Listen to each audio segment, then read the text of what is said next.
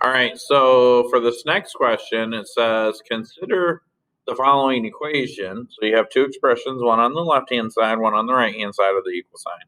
It says which row is the closest to the actual solution?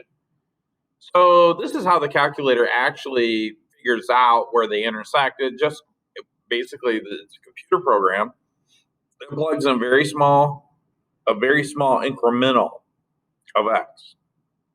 So in this particular case, the increment is 0.1, right? So this goes from 0.1 to 0.2 to 0.3. So it's just adding 0.1 to x and then plugging it in and actually finding the answer. And so what we're looking for are the two numbers that are closest together, okay?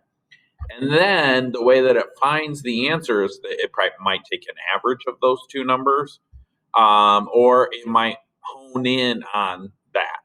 So I've got 2.14 here. I've got 2.13. This is probably the closest. This right here. Okay, that's probably the closest. Okay, and I mean that is really it. That's it. That's all you got to do. Now, if you were to guess,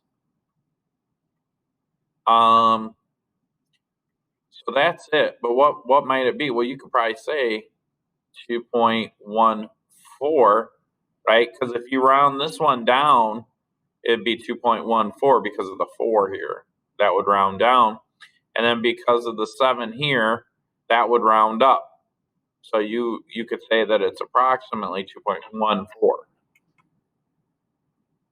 That's it. That's all you got to do. Pretty cool, huh?